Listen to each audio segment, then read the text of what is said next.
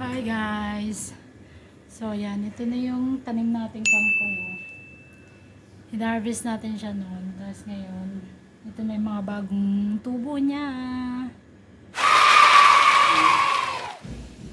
Sobrang mahal ng kangkong ngayon kaya kailangan natin magtanim. Tumataba-taba na siya. Ito, ano to, punla ng pechay. Yan. Ito, may pechay na rin dito. Meron tayong talbos ng kamote. Taba na yung talbos ng kamote namin, guys.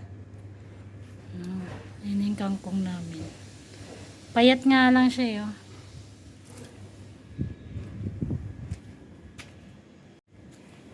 Yun lang yung update natin sa tanim natin. Ayan si Charin! Sura mo!